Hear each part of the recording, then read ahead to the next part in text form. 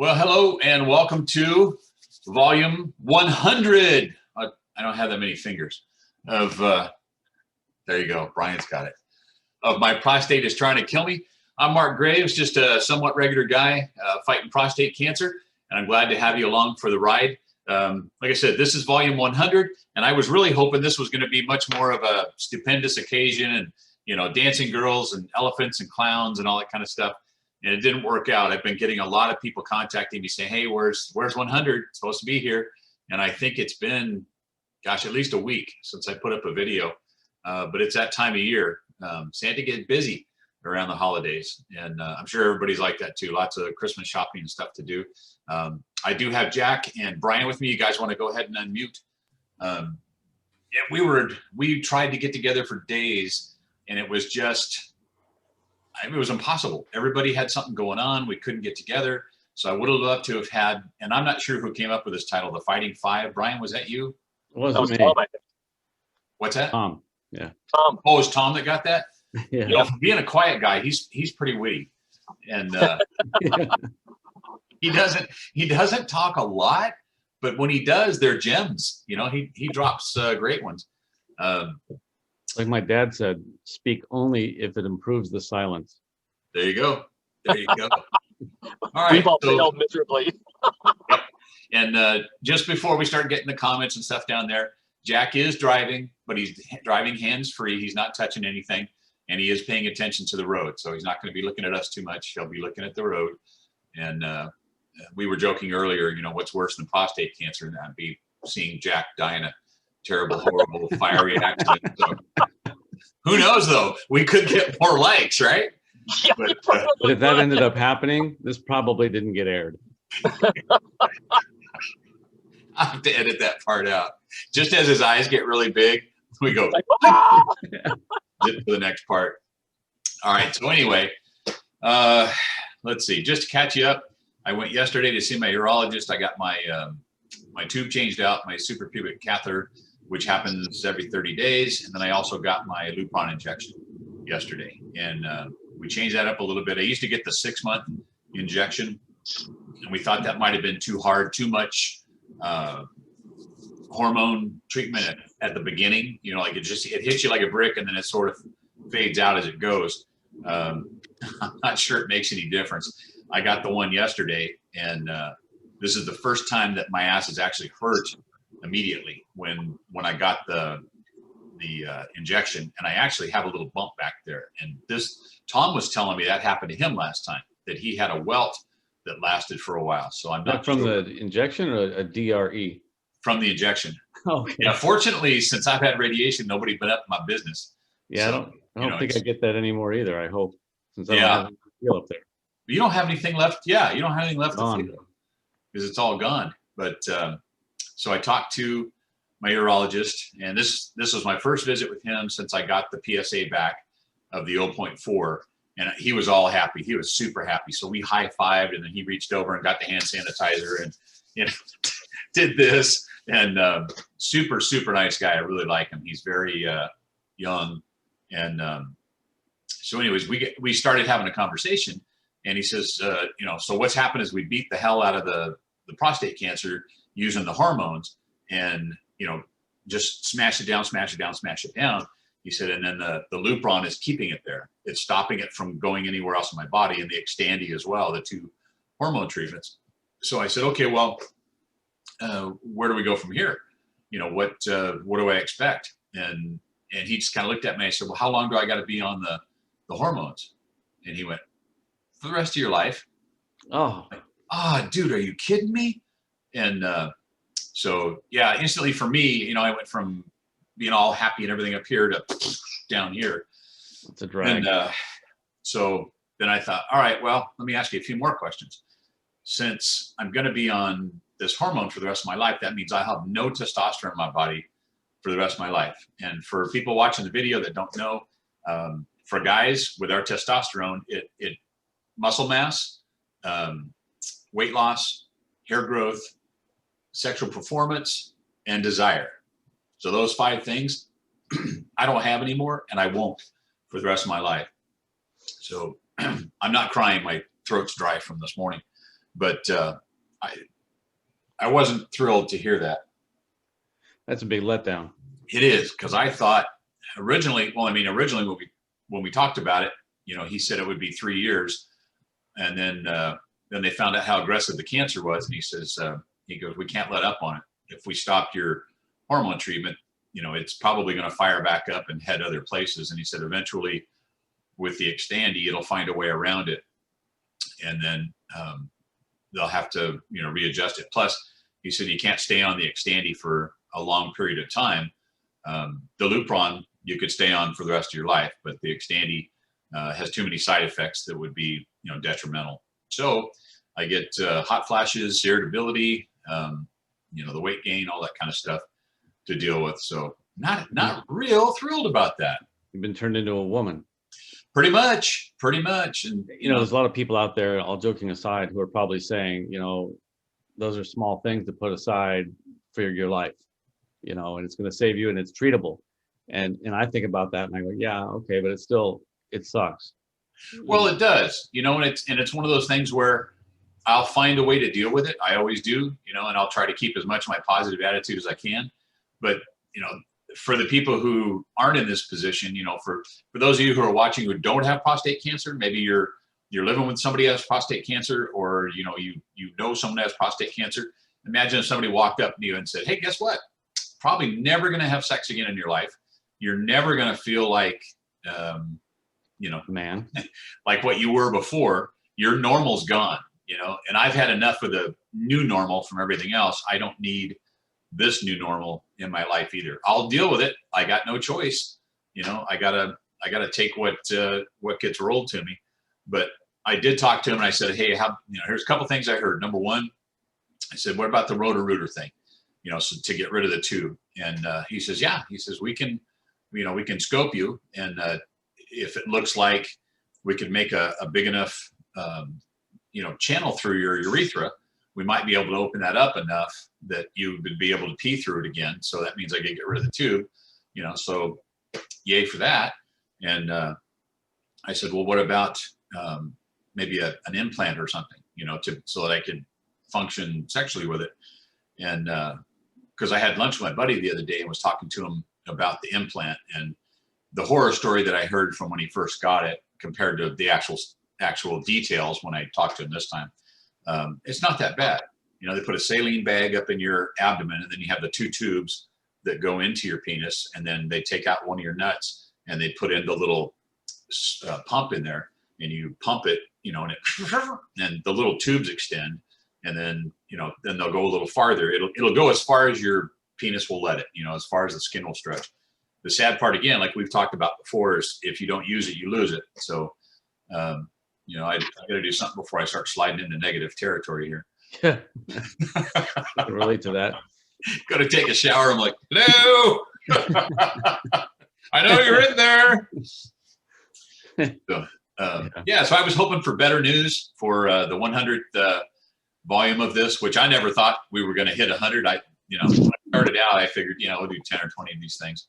But the response has been awesome. And even though the page doesn't reflect it, as far as we have over 200 subscribers now, but it's weird. We don't get a whole lot of likes and stuff, but I do get a ton of people contacting me on Facebook. And I think they're just a little camera shy. They don't want to put their comments out in public to be able to see. So they do contact me there. So I think we're doing what we wanted to do. We're setting out. So we'll head for episode 101, start on our next 100. And not to put you on the spot, Brian, but you said you have a little bit of shit show on your end too. Yeah, it's just been crazy. I mean, just one thing after another, but that's life, and all that. And I know that, this was maybe going to be with dancing clowns and all this about, having gotten the shot in the where to try, I guess I can say it. It's hard to say getting shot in the penis, an injection, trying to get life back. And it's not just for sexual purposes, but for your health. It's like you said, you don't use it, you lose it, you get scar tissue, you get shrinkage, you get atrophy and all that. Right. And so the doctor really recommends getting some blood flow back. So, it's the trimix that he prescribed. And, if you get an erection over 4 hours, that's a real true to life emergency. It might be a fun 4 hours, but then you got to go get it taken care of. In any event, we started with a low dose, and it's nerve wracking. You know, I don't like needles to begin with. Like I've said that before. And, you know, so we start with a real small dose, and if it doesn't work, then you add to it. And it wasn't as bad as I thought, but it's still weird. And we've tried it once, and it was too little. It did do something. I could definitely feel things. You know how when you feel after like a really active, you've been at it a long time, and maybe this is your second run or third, or and you just feel like pain because it's like, it felt like that, but I looked down and it didn't look like that. Oh. But it did definitely get some blood flow, and it only lasted 15, 20 minutes. So the next step is to up the dose and try it again, and then keep going until we find that magic number. But that's where we're at. And you guys plan on doing that? Yeah, when time presents itself, you know, it's just, there's always someone, you know, no one leaves the house. I got, you know, a kid in the house. Excuse us for a second. We're just going to go do something. Yeah. You know, why are you guys in the linen closet again? That's right. Why is Dad always walking around with that pillow? It's weird, you know. It's weird. A lot of people do it. They don't think anything of it. Just, you know, but if you're already opposed to needles, you know. Yeah. Well, I'm sure it's like anything else. One of my former wives was a diabetic, and I had to learn how to give her insulin injections, you know. And at the beginning, it was like, oh man, I don't think I can do this. You practice on oranges and, you know, all this kind of stuff, and then work yourself up to actually doing it in the skin. And then you get to the point where you're having an argument, and you're like, hey, ain't it time for an injection? Yeah, exactly. I had my wife do it because there's no way I could do it myself. Yeah, I you know what? I'm right there with you. I'm not sure I could cross that bridge. You know, Yeah, I just sit there and go. Yeah, it's like yesterday when I went in. Let's see, she did the shot first, and they alternate butt cheeks. You know, so this was my left one this time. You say it's once a month? I missed it. No, I get the tube changed every 30 days. I was getting the Lupron injection every 6 months. Now it'll be every 3 months. And so she gave me the injection first before she changed out my tube. And God love her, you know, just a sweetheart. But you can tell some of the nurses have more practice than other nurses. And this one was like a quick change artist. Normally, you know, I lay back, I can't see what's happening. And they'll usually talk to you, and they put the iodine and everything on it, clean it all up, and then they deflate the bag, and then, you know, they'll tell you, okay, I'm pulling the old one out, and they slide the old one out, and then, you know, clean it up a little bit. And you always try to empty as much as you can beforehand, otherwise all the urine comes out, you know, goes all over your belly and everything. So she was like, okay, I'm taking the old one out, put the new one in. And most of the nurses will say, okay, take a deep breath. And she just goes, all right, I'm taking the old one out, put the new one in. So it's like, whoop, and then whoop. And when she went to put it back in, I don't think she went in at the right angle, and it hurt, you know. And I mean, like, wow. Does it hurt coming out? No, it just slides coming out. I mean, it never hurts going in either. As long as they've got practice, you know, they're good at it. It just slides right in and out because they lube it up pretty good, you know, to get it in and out of there. And yeah, so that was unusual. You know, I haven't had it other than the very first time they changed it. I haven't had pain with it. It's uncomfortable, and it's the weirdest sensation in the world. But you know, because they're sliding something in, and you can feel it when it goes in. It increases the pressure inside of your bladder, so it kind of feels like it's going to keep coming out of your penis. But that's just whatever fluid is in you starts to move towards your urethra, and then once they get all done, you're fine. But it's sore this morning. My butt's sore this morning.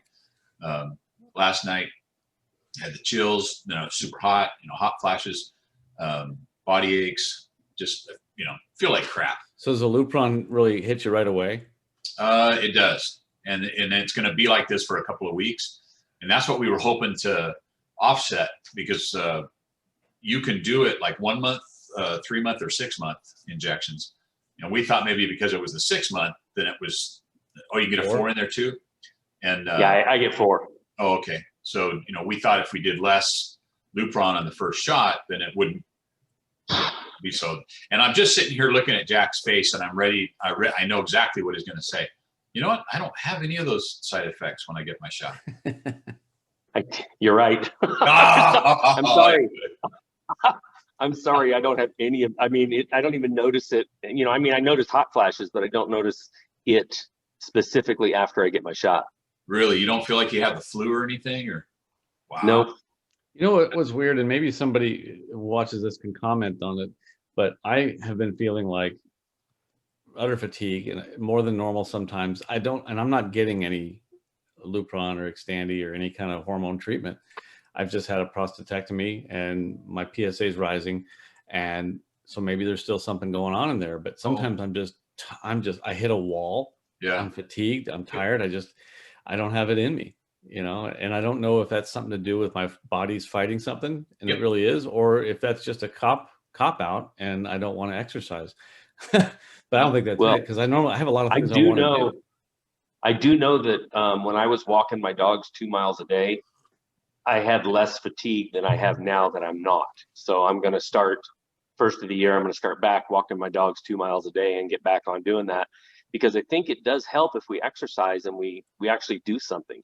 Yeah, you know? I'm sure of that. We walk 2 miles a day and haven't stopped. I mean, except days we're too busy, but most of the time we do. And now we've been doing them at night, so we can go look at Christmas lights and stuff. And I've been walking, but sometimes I just hit a wall, and so my mind is just Well, there's a mental part of that too. I mean, the mental part of this wears on me probably more than the physical part of it.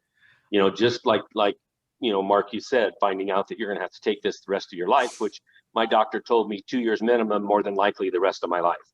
So this is my life from now on, you know, until it doesn't work, and then we try to figure out something else. You know, just like I sent that link earlier that I showed you, which to me is holy crap, there's something out there that maybe could find all these spots and fix them. Mm-hmm. I mean, that's the a great gallium. idea. Yeah, that's that Gallium PET CT scan. It's trial only at UCLA, and I fit the mold for getting in that, and I'm in it. But doctor says you need to get a PSA. It needs to be a little higher. It's for post prostatectomy people with a recurrence of prostate cancer, which is where I'm at. And in a way, I feel like I'm kind of in a purgatory. People say, oh, my PSA didn't go up on this 3-month check, but every other check it goes up. But when it hits 0.2, that's when I go get that Gallium PET CT scan at UCLA, which is what you sent the article about. And maybe we could post a link to it in here. I read also that that's for somebody who didn't have their prostate removed. That's the way I read it, because they were talking about the guy who's had metastasis, which the prostate, it doesn't do any good to remove the prostate. And he was the one who was getting it too, that urologist. That's true, because they can find it elsewhere in the body. Right. And that's true. I shouldn't have said it's just for people with a recurrence after prostatectomy. That's just one of the. Yeah, no, I was just verifying that I read it correctly. Yes, you did. Yeah. Well, it's interesting. I mean, as technology marches on, hopefully they'll find better, more effective ways to deal with it. Well, they are. This machine that you sent the article about is the gold standard in Australia and Germany, a couple other European countries. That's all they use, and they pinpoint the prostate cancer. Wow. Yeah, because it's it's like right now, as far as mental goes, I'm just hoping that they find something else that will make it better for us, in the future, because the medication that Mark and I are on, they have a tendency to fail at some point. And then they have to figure something else out in which to do. I mean, and with that said, my doctor, I saw my oncologist yesterday, and he was just ecstatic over everything that's happening. But in the same respect, I also found out that where I thought my metastasis was limited to my pelvis and my sacrum, now I know that my metastasis was in my lungs and my brain also, because both of those things, the spots that were there, have diminished because of the treatment. So my metastasis was a little bit worse, a lot worse than we thought, but the treatment is doing its job, and it's dissolving all those spots. So and that this Gallium PET CT scanner may find it, and they can localize radiation to right. And that's the hope, is that I actually sent that article to my oncologist this morning and said, hey, is this an option? Can we get on this train? Yeah. Well, if you come on out here to UCLA to do that, let me know. I feel like I'm going to waiting for my PSA to get to a certain level, which is people are like, oh, you're great. I'm like, yeah, you're great. If you're told you got a few months before you need to worry about it, but in a few months, you're going to have to worry about it. Right. That's still a downer. So I get my PSA taken again in February, and in March I could be in radiation and getting the Xtandi and Lupron and be in the same boat you guys are in. So I don't know. I hope not. And I pray for you guys every day. Thank you. I pray for all of us that, that we can get rid of this disease and start living more normal lives. But, it is what it is, right? We're going to have to just deal with it. One day at a time, brothers. Keep on keeping on. Yep. So I wish episode 100 had been more joyful. But and triumphant. What it is, man. Yeah. Well, you know what? I think we all can feel a little triumphant. We're still alive, and we're not we're not confined to a bed, any of that kind of stuff. I mean, we can get up and move around. And it could definitely be worse. Yeah, and I think like Brian was saying, we can all, and Jack, that we can all choose to make this better or not. So if we get out there and we exercise, I definitely got to start eating better. If we do those things, and that's what I did when I first got diagnosed. So I'm going to just start that again and just do everything I can. And I think for me, part of it was after the radiation, my mind just let me think, man, I'm 0.4, I'm golden. So I have not been treating my body as well as I should. So now it's time to get back on that. That's like my PSA levels have been undetectable since September 2nd. And, it's like I get them done. I've been getting them done every 2 weeks, and now I'm going to start getting them done every month. So, every month I'm going to look at that thing and figure out what's going on and sweat it out until I get my results. Yeah, it's going to be every 3 months. I would like to be tested more often, but yeah, I'm every 3 months as well. And people say, oh, well, that's, you're undetectable. That's great. But you know what? You still have to go every week for this wondering and testing, and you're nervous about what that's going to reveal. And one day it probably will be up. And that's what the worry is. And it's like, you can't just, be thrilled that it's undetected. I mean, yes, take the small victory and live and run with it. But yeah, exactly. It doesn't make you someone without prostate cancer. And that's what. Nope. Exactly. It's like I was talking to my renter yesterday because they had a problem on their house, and I just told her, I said, I'm doing everything I can because I'm dying of cancer. And she looked at me and she went, and I was like, calm down. I'm not dying today.